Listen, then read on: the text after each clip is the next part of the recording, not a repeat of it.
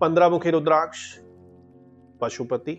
और जब पशुपति जी का नाम हम लेते हैं तो सबसे एक मेन चीज जो लोगों को समझ आती है कि पशुपति जी पशुपतिनाथ नेपाल काठमांडू वाला मंदिर है, वही मंदिर है और वहीं दर्शन करने जाते हैं।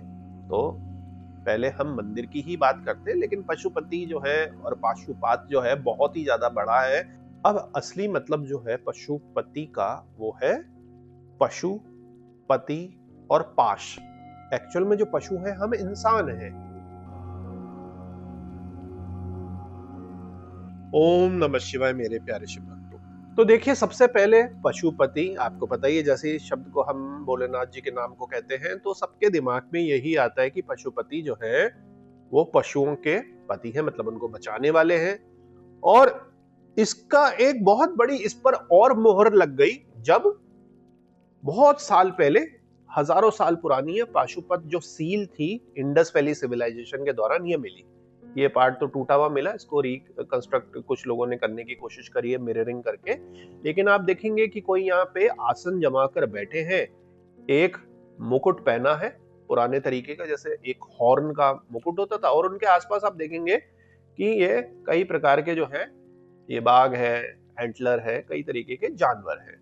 और ऊपर जो लिपि है वो, उस पर अभी थोड़ा आगे पीछे विवाद चलता ही रहता है कि डिक्रिप्ट हो गई, नहीं हुई। तो पूरी तरीके से जो है डिसाइफर अभी उस तरीके से नहीं हुई है, तो ये अभी उतना ज्यादा पढ़ने में नहीं आ रहा है। हाँ, कुछ शब्द हैं जो डिक्रिप्ट हो गए, उससे अंदाजा लगाया जा रहा है। तो अलग अलग तरीके की लिपि में अलग अलग तरीके के शब्द होते हैं, ये सिंबॉलिक शब्द हैं।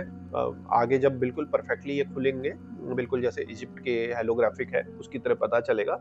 तो कहने का कुल मतलब ये है कि यहाँ पर भी इसको जो नाम दिया गया है, इसको जो फेमस ये सील मिली है, मोहर मिली एक तरीके से, इसको पाशुपात सील, पशुपति सील के नाम से ही फेमस है। तो लोग इससे भी कोरिलेट कर लेते हैं कि शिव जी हैं, क्योंकि आसन तो शिव जी ही जमाते हैं और उनके आसपास जो है जानवर हैं, तो भगवान शिव जी के ही इर्द गिर्द जो है जानवर होते हैं। तो इस तरीके से जो सबसे पुराना, एक बहुत प्राचीनतम स्वरूप रहा पशुपति नाम का, वो इस तरीके से चलता चला है, जिस पर ये मॉडर्न इसकी भी एक तरीके से मोहर लगी। अब यहाँ पर भगवान शिव के एक और स्वरूप को हम समझते हैं कि देखिए, भगवान शिव एक करुणावान है, सबसे ज्यादा करुणा उनमें रही। अब जैसे भगवान शिव के एक और स्वरूप की हम बात करते हैं जो पशुओं के रक्षक से चली, तो पशुओं के ही नहीं, भगवान शिव ऐसे हैं जिन्होंने खुलकर हर किसी को जो है वरदान दिए और पक्षपात नहीं रखा। आपने देखा होगा उनकी शादी में देव, गंधर्व, नाग, यहाँ तक कि बाकी लोगों ने इनवाइट नहीं करा तो उन्होंने तो जो भूत है, प्रेत है, पिशाच है, राक्षस है, सबको इनवाइट करा। तो सभी पर वो समान दृष्टि रखते हैं। ये एक भगवान शिव की, पशुपति जी की एक मेन जो है फंडामेंटल कह सकते हैं कि समदृष्टि हर एक के लिए रहती है, अच्छों के लिए भी रहती है, अधम पापियों के लिए भी रहती है। क्योंकि अगर किसी से कोई पाप हो गया तो वो ग्लानि में आके अकल आ गई उसको समझकर, अगर वो योग, ध्यान, तप, मंत्र कर रहा है, तो ऐसा तो नहीं कि उससे अगर कुछ गलत काम हो गए तो अब उसको मौका नहीं दिया जाएगा। तो बहुत सारे हमारे ऐसे इतिहास में, एंशिएंट टाइम से ऐसे बहुत सारे डॉक्यूमेंटेड जो कई लोग थे जिनसे पाप कर्म हुए, उसके बाद उन्होंने अच्छे कर्म करे तो उनको मुक्ति मिली, ये भी वर्णित है। तो बहुत सारे इस तरीके से ऋषि भी रहे, बहुत सारी कथाएं हैं। पहले समझते हैं बेसिक एक जनरल रूप में किसको 15 मुखी रुद्राक्ष धारण करना चाहिए, और जैसे जैसे हमारी पशुपति वाली कथा आगे बढ़ते रहेगी, उसके सीक्रेट्स आगे डिस्कस करते रहेंगे, बीच बीच में मैं आपको डिटेल में बताऊंगा कि 15 मुखी रुद्राक्ष के लिए कौन सा ग्रह किस जॉब, व्यवसाय, बिजनेस के लिए, हेल्थ इशू के लिए माना जाता है कि 15 मुखी रुद्राक्ष को पहन सकते हैं। तो पहले मोटा मोटी समझते हैं कि जिस किसी को भी कंपैशन, करुणा अपने काम में, अपने बिजनेस में, अपने आइडिया में, अपनी लाइफ में डालनी हो तो वो 15 मुखी रुद्राक्ष को धारण करे। 15 मुखी रुद्राक्ष पशुपति। और जब पशुपति जी का नाम हम लेते हैं तो सबसे एक मेन चीज जो लोगों को समझ आती है कि पशुपति जी पशुपतिनाथ नेपाल काठमांडू वाला मंदिर है, वही मंदिर है और वहीं दर्शन करने जाते हैं। तो पहले हम मंदिर की ही बात करते हैं, लेकिन पशुपति जो है और पाशुपात जो है बहुत ही ज्यादा बड़ा है, आगे आप समझेंगे। लेकिन कुछ लोगों का सीमित इंफॉर्मेशन या ज्ञान के कारण, और इवन हमारे सनातन में भी अब तो लोग पढ़ते नहीं, अपने स्क्रिप्चर्स, पुराण इत्यादि वगैरह अपने बारे में पता नहीं है। तो पशुपतिनाथ मंदिर जो है वो पशुपति जी का मंदिर है काठमांडू में, और अपने आप में पशुपति जो है बहुत ज्यादा बड़ा है। उसको धीरे धीरे हम बढ़ाएंगे, पहले मंदिर को क्लियर करते हैं। तो पशुपतिनाथ जी बहुत सारे लोगों ने, आप लोगों ने दर्शन करे ही होंगे, कई लोग सोच रहे होंगे दर्शन करने की, वरना इंटरनेट पे तो हर किसी ने देखा ही होगा। कई सारी उसकी कथाएं हैं कि आखिर ये मंदिर में जो शिवलिंग है वो आया कैसे, क्योंकि आपको पता है केदारनाथ जी की भी अपनी कथा है, पंच केदारों की भी हमारी अपनी कथा है, महाकालेश्वर जी की भी अपनी कथा है, और पुराणों में कई सारी कथाएं दी गई हैं, और कई जो है हमारी हजारों साल से चलती चली आ रही है। तो यहाँ पर एक जो प्रमुख कथा है भगवान शिव जी की भगवान शिव जी और पार्वती जी, आपको पता ही वो लीलाएं करते हैं, खेल करते हैं। तो एक बारी ये हुआ कि उन्होंने कहा चलो हम वैली चलते, मतलब नेपाल वैली चलते। उस समय तो नेपाल होता भी नहीं होगा, कुछ और नाम होता होगा। तो मतलब वैली में आ गए। कहाँ से आ गए? कैलाश से नीचे उतर आए, और वो एक स्टैग और डो बनकर, मतलब कि हिरण का बनकर, एक नर और एक मादा बनकर वहां पे विचरण करने लगे, और मतलब एंजॉय करने लगे अपने अपनी लीला को, अपनी प्रकृति को, अपनी माया को खुद ही स्वयं देखने लगे। जैसे एक आर्टिस्ट देखता है कि हाँ मैंने ये बनाया, तो कई काफी टाइम तक अपनी मूवी देख रहा है, अपनी पेंटिंग देख रहा है। तो ऐसी अब भगवान की तो अलग अलग लीला है, और उनका मकसद ये होता है कि भला हो जाए, और भला तो हो ही रहा है दर्शन इत्यादि से। तो अब देवताओं को पता चलता, अरे कि महादेव तो है नहीं कैलाश में, तो बढ़िया प्रॉब्लम होने लगती, क्योंकि कुछ भी समस्याएं होती हैं तो उसका जो निवारण है वो भगवान शिव जी या आदि शक्ति करती हैं। तो अब उनको घबराहट होती है कि ढूंढना पड़ेगा, कुछ विपत्ति आ गई तो शिव जी नहीं मिलेंगे टाइम पे। तो वो भी अंदाजा लगाते लगाते वैली में आ जाते हैं, और वहां पे देखते हैं कि एक जो है दो हिरन है और खेल रहे हैं, और शिव जी अगर और आदि शक्ति अगर किसी जानवर का भी रूप लेंगे तो बड़ा ही आध्यात्मिक और ऑरा उनका अलग ही होगा, तो समझ जाते हैं। तो भागम दौड़ी में इस तरीके से चेजिंग में एक एंटलर जो है, एक जो सींग है वो गिर के एक जगह टूट के गिर जाता भगवान शिव का, और माना जाता है कि उसी से ही जो है काठमांडू के जो हमारे पशुपतिनाथ जी के शिवलिंग है उसकी उत्पत्ति हुई। इसी तरीके से दूसरी कथा है कि एक जो ब्राह्मण थे वो जंगल जाते थे अपनी गाय को ले आके बीच बीच में, तो गाय आते समय जाते समय रोज एक जगह रुककर जमीन में दूध गिरा देती थी।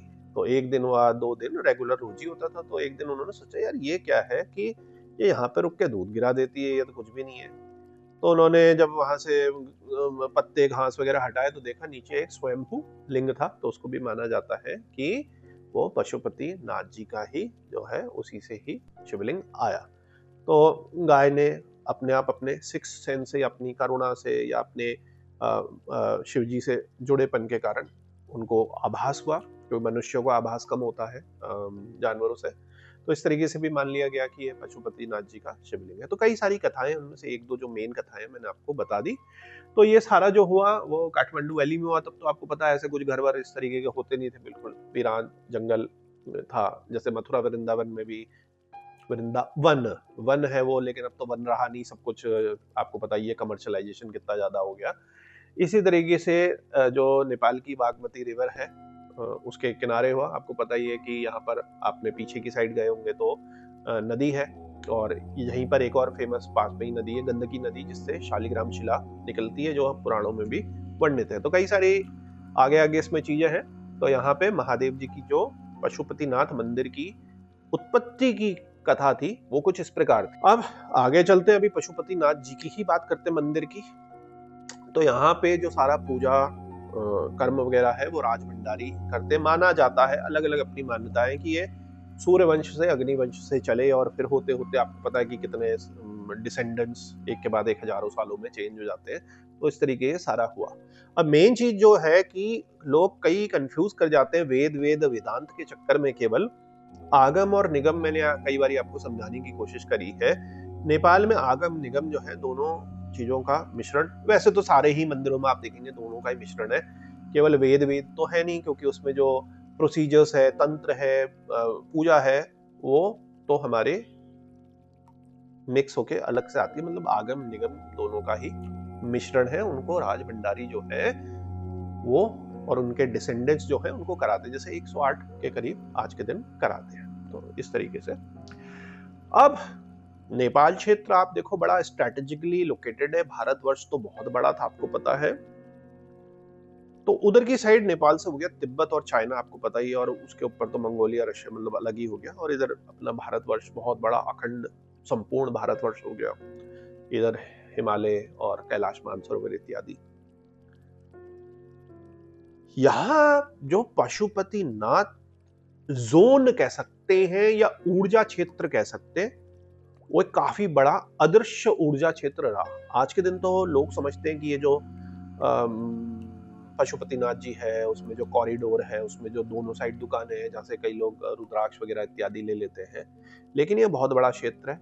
मंदिर के अंदर भी आपने देखा होगा कि जिसकी अगले स्लाइड में मैं बात करूंगा कि एक ही क्षेत्र में कई सारे देवी देवता हैं, उनको मैं दिखाकर आपको सबूत के साथ बात करूंगा। और लॉजिकली भी आप देखें, अगर वहां आप कुछ टाइम रुके, ऐसा नहीं कि आधे घंटे के लिए भागे मंदिर के, बड़ी मुश्किल से अपने दर्शन करे और फिर भागते भागते आ गए, और काठमांडू वैली में शॉपिंग वॉपिंग में ही ज्यादा ध्यान रहा आपका, और क्या कहते हैं कैसीनो वैसीनो में। लेकिन जो स्पिरिचुअली जा रहे हैं तो उन्होंने देखा होगा वहां पर जो है कनफटा योगी भी है, अघोरी भी आपने देखे होंगे, साधु सन्यासी भी आपने देखे होंगे। तो वहां पर बहुत बड़ा प्रभाव जो रहा इस पूरे क्षेत्र में, पल्सेटिंग क्षेत्र में, उधर की साइड तिब्बत की साइड, इधर की साइड भारत की साइड, ये मैं आपको क्लियर करना चाह रहा हूं क्योंकि आपको सनातन की रूट्स पता होने चाहिए। तो हमारे मच्छेंद्र नाथ जी और उनके शिष्य हुए गुरु गोरखनाथ जी जिनको जाना जाता है। तो मच्छेंद्र नाथ जी को माना जाता है कौल तंत्र सारा का सारा वही सुप्रीम थे, और वहीं से आगे बढ़ा। अब देखिए वो थे कौल के, और आगे चल के उनके जो शिष्य हुए वो है हमारे गोरक्षनाथ जी। उन्होंने हठ योग को सारा कुछ सम्मिलित कर दिया, और गोरक्षनाथ जी को तो हमारे आदि योगी भगवान शिव का ही जो है वो अवतार है, ये माना जाता है। गुरु परंपरा को स्थापित करने के लिए, उसको सर्वोच्चता दिखाने के लिए आप समझ सकते हैं कि भगवान शिव खुद ही मच्छेंद्र नाथ जी के शिष्य बने। इस तरीके से आप समझ सकते हैं, एक बहुत डीप सिंबलाइजेशन है इसमें। तो यहाँ पर कौल भी चला क्योंकि मेन पहले गुरु वो थे, और उसके बाद हठ योग चला बहुत बड़े स्तर पर, जो कि नाथ योगी और कनफटा योगी हमारे हुए। तो नेपाल में काफी बड़े लेवल पे वो है। और आप देखोगे नेपाल की जो राजमुद्रा है, नेपाल के जो पुराने स्क्रिप्चर्स है म्यूजियम वगैरह में, वहां पे भी जो हठ योग है उसको बहुत ज्यादा मान्यता मिली हुई है। और यहाँ पर क्योंकि तिब्बत क्षेत्र भी है और उसमें भी कई सारी उथल पुथल है, तो वज्रायन जो बुद्धिज्म है हमारा, जो कि वहां से चला, और इसमें फिर नए 8वीं 9वीं सदी में बहुत सारा उथल पुथल भी मची। क्यों मची? क्योंकि बहुत सारे कई चीजें हैं, बहुत लंबी वीडियो हो जाएगी। तो आदि शंकराचार्य जी ने सबको जोड़ने की कोशिश करी, और अलग अलग तरीके से, तर्क से और ये वो चीजों से, और देश काल परिस्थिति के हिसाब से चीजें चेंज हुई। तो जो बहुत सारे भारत में कपालिक थे, जो कपाल लेकर घूमते थे, तो उनको थोड़ा अलग दृष्टि से देखा जाना लगा। और फिर बुद्धिज्म का भी और हिंदुज्म का भी जो लेफ्ट हैंड तंत्रा है, वामाचार वाला पंचमकार का, वो धीरे धीरे मतलब आगे हुआ। और स्पेशली जो कपालिक थे, और कपालिक भी चलते चलते उनका भी एक लंबा चौड़ा पुराना इतिहास है, वो नेपाल और नेपाल से तिब्बत में बहुत सारे लोग शिफ्ट हो गए। इसलिए आप देखेंगे कि कपालिक अब बहुत ही कम रह गए भारत में, मतलब दिखते ही नहीं है। क्योंकि दिखेंगे तो लोग, आपको पता है कि किस तरीके से उनको समझेंगे, देश काल परिस्थिति का ये प्रभाव है। तो वज्रायन जो है बुद्धिज्म और हिंदुज्म के साथ मिक्सचर होकर जो बुद्धिस्ट तंत्र है, वो भी एक बहुत बड़ा नेपाल में आज के दिन भी छाप है, प्रैक्टिस होती है। क्योंकि तिब्बत, नेपाल, भारत ओवरलैपिंग सिचुएशन है। तो उसमें पद्मसंभवा रिनपोची से लेकर क्या कहते हैं आपका मरापा, मिलरेपा, निरोपा, तिलोपा, ये सब पूरा अपना पूरा एक चेन बनी। और आगे हम देखेंगे कि किस तरीके से हुआ। तो ये आपको क्लियर हो जाना चाहिए पशुपतिनाथ टेम्पल जोन क्षेत्र के बारे में। पाशुपात की बात करते हैं तो एक शब्द और आता है पावर के लिए, जिसको पावर चाहिए, कई तरीके की वो उग्र साधनाएं कर रहे हैं, कई तरीके का समाज में इस तरीके का कार्य कर रहे हैं, होलिस्टिक कार्य तो है लेकिन उसमें मुश्किलें बहुत हैं। जैसे सोशल वर्कर को, जर्नलिस्ट को, राइटर्स को, अच्छे पॉलिटिकल लीडर्स को, समाज सेविकाओं को, सेवकों को बड़ी क्या है पावर की जरूरत होती है। उनको बीच बीच में रोका जाता है, कई तरीके के भय उत्पन्न होते हैं, डर उत्पन्न होते हैं, नेम फेम और कई सारी मुश्किलें होती हैं। तो भगवान शिव का जो पाशुपाश अस्त्र है, कई अनेक उसकी कथाएं हैं। तो जब पशुपतिनाथ का 15 मुखी रुद्राक्ष है, तो जो उसको फियरलेसनेस चाहिए तो वो भी उसको धारण कर सकता है। जैसे ठीक 11 मुखी रुद्राक्ष को भी आप अग्नि तत्व और 11 रुद्र अवतार के लिए, फियरलेसनेस के लिए, बिल्कुल उसी तरीके से जैसे 11 मुखी रुद्राक्ष को भी हम फियरलेसनेस के लिए पहनते हैं ना, 11 रुद्र अवतार के रूप में। और एक जो है कथा कुछ इस प्रकार की भी, जब आप डिटेल में जाते हैं कि हमारे जो मनुष्य का शरीर है वो शिवलिंग पर या शिव तत्व पर ही पूरा बेस्ड है, और मंदिर तो सारे आपको पता ही वास्तु पुरुष मंडल पर बेस्ड है। तो इस तरीके की कथा है भी है कि जो हेड है भगवान शिव का, ठीक है ना, जो पाशुपतिनाथ में है, और काशी तक, विश्वनाथ तक उनका टॉर्सो जाता है, टॉर्सो एरिया जाता है, और जो फीट है रामेश्वरम में जाते हैं। तो भारतवर्ष कुछ इस तरीके से, मतलब भारत नेपाल सब, तो ये अखंड बड़ा भारत हजारों साल पहले का, तो इस तरीके से भी। और जो लिम्स है वो आपको पता ही, हमारे उत्तराखंड में पंच केदार में डिस्ट्रीब्यूटेड है, जिसमें केदारनाथ में, मधमहेश्वर में, रुद्रनाथ में, कल्पेश्वर में, इस तरीके से हमारे जो है पंच केदारों में उनके लिम्स जो है वो डिस्ट्रीब्यूटेड है। तो इस तरीके से भी पशुपतिनाथ की, पशुपति जी की एक अवधारणा है कि ये सिर से लेकर नीचे रामेश्वरम तक इस तरीके से हमारे भगवान शिव जो है वो स्थापित है। तो किसी को शक्ति वगैरह चाहिए, कोई स्पेशल काम वगैरह हो, तो 15 मुखी रुद्राक्ष शत्रुओं का दमन करने के लिए, अपने आप की फियर हटाने के लिए, पावर के लिए 15 मुखी रुद्राक्ष को धारण कर सकता है। इस तरीके की सिम्बलाइजेशन मान सकते हैं, कहीं कुछ इस तरीके का लिखा नहीं है, लेकिन ये सारी चीजें सिम्बलाइजेशन वाली ही है कि इसका क्या मीनिंग हो सकता है। तो मेरे प्यारे शिव भक्तों, 15 मुखी रुद्राक्ष की काफी चीजें मैंने रुद्राक्ष प्रेमियों को तो कवर कर दी, और पहले आप लोगों को भी, जो स्पिरिचुअल सीकर्स हैं, भगवान शिव के रास्ते पर जो चल रहे हैं, उनको भी मैंने क्लियर कर दिया। पशुपतिनाथ मंदिर, भारत, नेपाल, तिब्बत, बुद्धिज्म, तंत्र, सब कुछ मैंने आपको क्लियर करा। अब असली मतलब जो है पशुपति का, वो है पशु, पति और पाश। ये जो पशु हैं, जिनमें आप समझते हैं भगवान शिव सारे जानवरों को ही बचाने वाले हैं, ऐसा नहीं है। एक्चुअल में जो पशु है, हम इंसान हैं। हम इंसानों को पशु कहा जाता है। शैविज्म में हम पशु हैं, सारे ह्यूमन बीइंग्स। वैसे तो जानवर भी हैं, लेकिन बेसिकली उनमें तो उतनी बुद्धि विवेक चेतना नहीं होती। हमारे में बुद्धि विवेक चेतना है, क्योंकि हम उच्चतम योनि में पैदा हुए हैं। उच्चतम योनि में, हम मनुष्य योनि में, उच्चतम योनि है, उसमें हम पैदा हुए हैं। तो पशु हम है, पति है और पाश है। हम पशु जो है माया के पाश के कारण जो है उलझे हुए हैं, अपना ट्रू सेल्फ नहीं समझ पा रहे।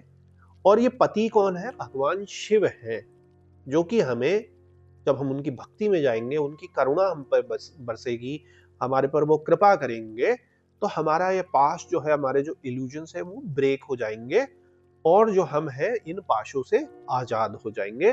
तो ये कॉन्सेप्ट है हमारा त्रिक कॉन्सेप्ट, मतलब कि ट्रायंगुलर, हमारे शैविज्म में जो कॉन्सेप्ट है पशु, पति और पाश का। तो जब हम पशुत्व जीवन से हटकर इन पाशों को डिस्ट्रॉय करके पति से मिल जाएंगे, भगवान शिव से मिल जाएंगे, तो ही हमें सत्य चित्त आनंद की जो है दर्शन होंगे। वही है हमारा जो परम शिव की कॉन्शियसनेस है।